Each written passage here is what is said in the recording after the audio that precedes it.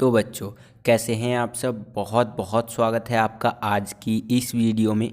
आज की इस वीडियो में हम देखने वाले हैं हमारी जो ब्रह्मास्त्र सीरीज़ की वीडियो आ रही थी उसका वीडियो नंबर 2 है ये। इस वीडियो में हम देखने वाले हैं बच्चों क्लास 12th का जो आपका पॉलिटिकल साइंस सब्जेक्ट है उसके इम्पॉर्टेंट MCQ क्वेश्चंस आपके टर्म 1 एग्जामिनेशंस के लिए। ठीक है, मेरा नाम है जयप्रकाश। तो चलिए वीडियो को शुरू करते हैं। इससे पहले आपने पहला वीडियो नहीं देखा है तो ज़रूर देख लीजिएगा, उसका लिंक आपको डिस्क्रिप्शन में मिल जाएगा। बेसिकली प्लेलिस्ट का लिंक दे दूंगा डिस्क्रिप्शन में ताकि आप देख सकें। ठीक है, तो देखिए बच्चों, पहला क्वेश्चन आप अपनी स्क्रीन पर देख पा रहे होंगे। ये पूछ रहे हैं हमसे कि दूसरी दुनिया के देश किन्हें कहते थे। ठीक है, 4 ऑप्शन यहाँ पर आपको देखने को मिल रहे होंगे। पहला है पूर्वी यूरोप, दूसरा है आपका पूर्वी अफ्रीका, तीसरा है आपका दक्षिणी अमेरिका, चौथा है उपरोक्त सभी। तो इसका सही उत्तर है बच्चों फर्स्ट वाला, पूर्वी यूरोप के जो देश थे उन्हें हम दूसरी दुनिया के देश कहते थे। ठीक है बच्चों, आगे चलते हैं। अगला प्रश्न देखिए, अगला प्रश्न काफ़ी इंटरेस्टिंग है, आपको थोड़ा ध्यान से समझना होगा इस प्रश्न को। प्रश्न है ये बच्चों कि किस नेता ने पुनर्रचना मतलब पेरेस्ट्रोइका होता है। ठीक है, वह खुलापन को हम लोग ग्लासनोस्ट कहते हैं। ठीक है, इसके नाम से आर्थिक सुधार लागू किए थे। ठीक है, तो यहाँ पर भी आपको 4 ऑप्शन देखने को मिलेगा। पहला है आपका जॉर्ज बुश, दूसरा है मिखाइल गोर्बाचेव, तीसरा है व्लादिमीर लेनिन और चौथा है आपका इनमें से कोई नहीं। तो इसका सही उत्तर है बच्चों मिखाइल गोर्बाचेव जो थे आपके, उन्होंने पुनर्रचना अर्थात पेरेस्ट्रोइका व खुलापन या कह लीजिए ग्लासनोस्ट के नाम से आर्थिक सुधारों को लागू किया था। ठीक है बच्चों, तो ये इसका सही उत्तर हो जाएगा। आगे चलते हैं। अगला प्रश्न देखिए बच्चों, काफ़ी आसान प्रश्न है। प्रश्न हमसे पूछ रहा है कि वर्तमान समय या कह लीजिए वर्तमान रूस जो है, रशिया जो है, उसकी मुद्रा का नाम क्या है वो हमें बताना है। ठीक है, तो पहला है आपका रूसी डॉलर, दूसरा आपका रूसी रुपया, तीसरा है आपका रूसी यूरो और चौथा है रूसी रूबल। तो इसका सही उत्तर होगा बच्चों रूसी रूबल या रशियन रूबल आप कह लीजिए। ये वर्तमान रूस जो है आपका, वर्तमान रशिया जो है उसकी मुद्रा का नाम है। ठीक है, क्वेश्चन भी बनता है कि मतलब आपने ये सुना होगा कि रूसी मुद्रा रूबल में गिरावट शॉक थेरेपी के परिणाम कह लीजिए, उसके अंदर गराज सेल वगैरह आपने पढ़ा होगा। ठीक है, तो रूस की जो मुद्रा का नाम है वो रूसी रूबल कह लीजिए या सिंपली रूबल याद रख लीजिए। ठीक है, तो आई होप कि ये क्वेश्चन भी आपको समझ में आ गया होगा बच्चों। अगला प्रश्न देखिए, अगला प्रश्न जो है सो कि क्या पूछ रहा है, ये पूछ रहा है हमसे कि CIS का पूर्ण रूप लिखिए। ठीक है, CIS का पूर्ण रूप आपको बताना है। पहला है आपका ऑप्शन में कॉमनवेल्थ स्टेट्स, दूसरा है आपका कॉमनवेल्थ इंडिपेंडेंट रशिया, तीसरा है आपका कॉमनवेल्थ ऑफ इंडिपेंडेंट स्टेट्स और चौथा है नन ऑफ अबव यानी कि इनमें से कोई नहीं। तो इसका सही उत्तर होगा बच्चों ये तीसरे वाला कॉमनवेल्थ ऑफ इंडिपेंडेंट स्टेट्स। इसको अगर हम हिंदी में बात करें, हिंदी में क्या बोलते हैं तो ध्यान से देख लीजिए बच्चों, इसको हिंदी में बोलते हैं स्वतंत्र राज्यों के राष्ट्रमंडल। ठीक है बच्चों, तो आई होप कि ये क्वेश्चन भी आपको समझ में आ गया होगा। आगे चलते हैं। अगला देखिए, अगला है हमारा शॉक थेरेपी। ठीक है, शॉक थेरेपी का अर्थ कह लीजिए या फिर शॉक थेरेपी क्या होती है, ये कई बारी पेपर में आ जाता है, इसीलिए मैंने डायरेक्ट ले लिया आपके लिए। ठीक है, याद रखिएगा बच्चों, दिमाग में हमेशा इस लाइन को याद रखिएगा शॉक थेरेपी के बारे में कि आघात पहुंचाकर उपचार करना शॉक थेरेपी कहलाता है। इस चीज़ को मैं डिफाइन कर देता हूँ। जब हमारा USSR टूटा, उसके बाद जो उसके देश थे उनके ऊपर दबाव बनाया गया पूंजीवाद की ओर मतलब बढ़ने के लिए। ठीक है, पूंजीवाद को प्रेरित किया गया, एक तरह से कह सकते हैं पूंजीवाद को बढ़ाया गया। ठीक है, उनके ऊपर दबाव बना के, क्योंकि देखिए जब भी कोई नया देश बनता है तो जाहिर सी बात है इकोनॉमी नाम की कोई चीज़ नहीं होती, उसको कर्ज के लिए यहाँ वहाँ भटकना होता है। तो उस टाइम पे क्या था, WB और IMF यानी कि वर्ल्ड बैंक और अंतर्राष्ट्रीय मुद्रा कोष, इंटरनेशनल मॉनेटरी फंड, ठीक है, विश्व बैंक वगैरह, तो ये 2 संस्थाएं थी। अब ये देश वहाँ पर गए कि मुझे कर्ज दे दो, मैं समझा रहा हूँ आपको। ठीक है, तो अमेरिका देखिए वो सारी चीज़ें हैं अमेरिकी भूमि पे, तो अमेरिका ने बोला कि देखो आप इनको कर्ज दो। मतलब ये क्या थे, विश्व बैंक और अंतर्राष्ट्रीय मुद्रा कोष जो थे ना, इनके अंदर प्रभुत्व तो अमेरिका का देखने को मिलता है, दबदबा देखने को मिलता है। तो ये लोग पूछे अमेरिका से कि क्या हम इनको कर्ज दे दें, तो अमेरिका ने बोला कि कर्ज दे दो, लेकिन एक शर्त पे देना कि जो आपकी नीति है इस समाजवाद की, उसको बदलना होगा आपको, और पूंजीवाद की ओर आपको बढ़ना होगा, अपनी जो अर्थव्यवस्था है उसको ढालना होगा। ठीक है, तो इसी को हम लोग शॉक थेरेपी कहते हैं, अर्थात एक हाथ से जो है सो कि चाटा मारना और दूसरे हाथ से मलहम लगाना, आघात पहुंचाकर उपचार करना, जो कि अमेरिका ने सोवियत संघ के जो विघटन के बाद जो देश थे उनके साथ किया। ठीक है बच्चों, तो ये था आपका शॉक थेरेपी। आई होप कि आपको शॉक थेरेपी समझ में आया होगा। और सिंपल सा मैं आपको फिर से बोल रहा हूँ, ये लाइन याद रखिएगा, आघात पहुंचाकर उपचार करना। ठीक है, शॉक थेरेपी कहलाता है। आगे चलिए, अगला प्रश्न काफ़ी इजी है। प्रश्न देखिए क्या पूछ रहा है हमसे कि संयुक्त राष्ट्र संघ की स्थापना कब हुई थी हमारी। यहाँ पर देखिए, पहला है आपका 24 अक्टूबर 1945, दूसरा है आपका 27 अक्टूबर 1945, तीसरा है 12 दिसंबर 1945 और चौथा है इनमें से कोई नहीं। ठीक है, तो इसका सही उत्तर है बच्चों पहला वाला, 24 अक्टूबर 1945 को आपका संयुक्त राष्ट्र संघ की स्थापना हुई थी। ठीक है बच्चों, तो ये ध्यान रखिएगा। आगे चलते हैं, अगला प्रश्न देखिए, थोड़ा सा घुमाया इस प्रश्न को मैंने, वैसे तो काफ़ी इजी है।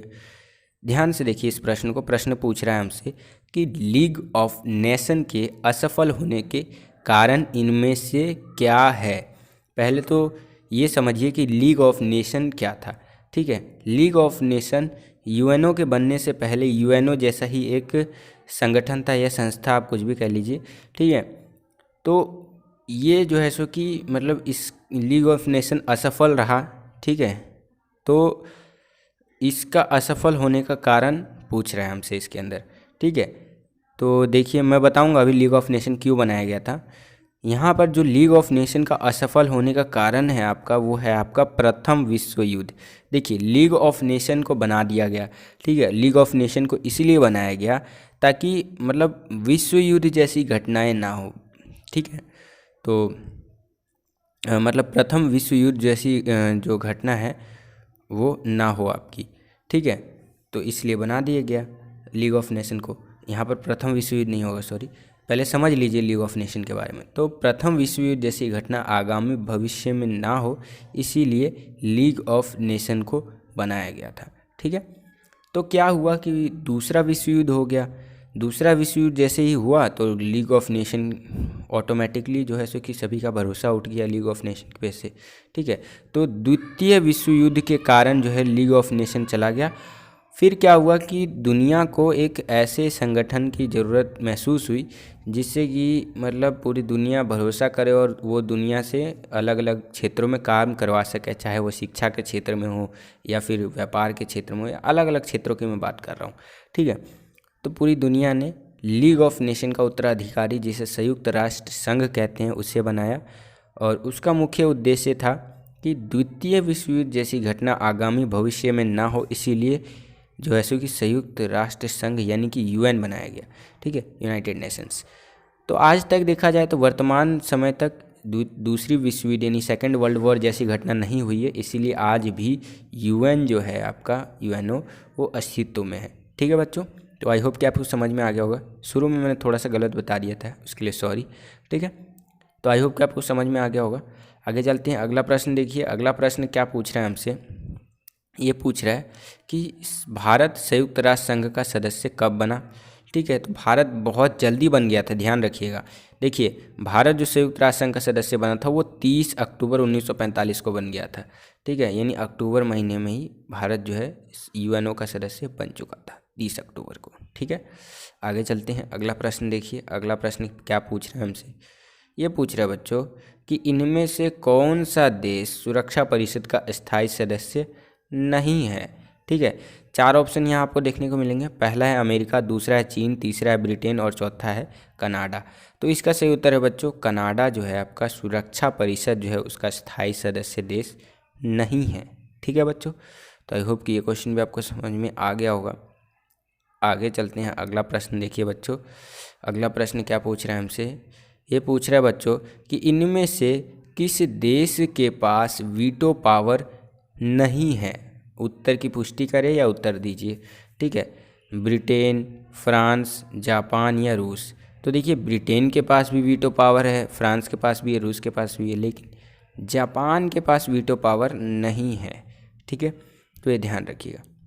वीटो पावर क्या होता है? एक निषेधाधिकार होता है, मतलब ना करने की शक्ति आप मान लीजिए। पूरी दुनिया एक तरफ और एक बंदा जिसके पास वीटो पावर है वो एक तरफ, तो उस एक बंदे की बात मानी जाएगी। ठीक है, क्योंकि उसके पास वीटो पावर है। अगला प्रश्न देखिए, अगला प्रश्न पूछ रहा है हमसे कि एंटोनियो गुटेरेस जो वर्तमान समय में संयुक्त राष्ट्र संघ के महासचिव है, वह किस देश से संबंधित है? ठीक है, ध्यान से इस क्वेश्चन को समझिए। जो एंटोनियो गुटेरेस जी है, हमें इसमें काफ़ी कुछ हिंट देने का प्रयास किया है। आज वर्तमान समय में जो आपका एंटोनियो गुटेरेस जी जो है वो यूएनओ के महासचिव है। ठीक है, उससे पहले बान की मून थे, उससे पहले कॉफ़ी अन्ना थे।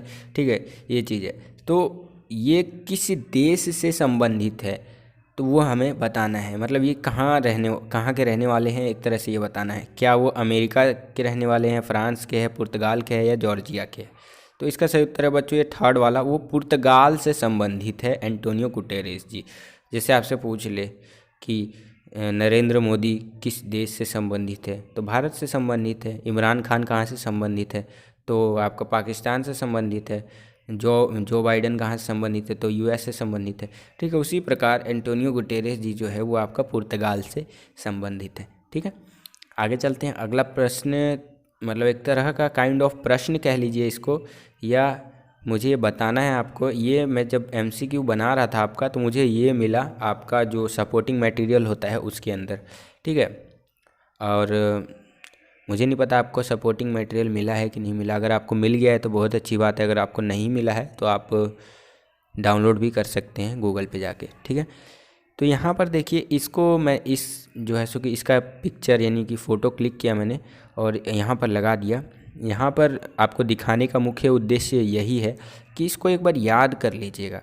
इनका फुल फॉर्म जो होते हैं ना वो याद कर लीजिए। जैसे WHO होता है, तो WHO इंग्लिश में बोलते हैं वर्ल्ड हेल्थ ऑर्गेनाइजेशन, हिंदी में विश्व स्वास्थ्य संगठन बोलते हैं उसको। उसी प्रकार से यूनेस्को जो है संयुक्त राष्ट्र शैक्षिक सामाजिक एवं सांस्कृतिक संगठन। ठीक है, तो संयुक्त राष्ट्र संघ की जो प्रमुख एजेंसियां हैं उनके जो फुल फॉर्म है हिंदी और इंग्लिश दोनों में याद कर लीजिएगा।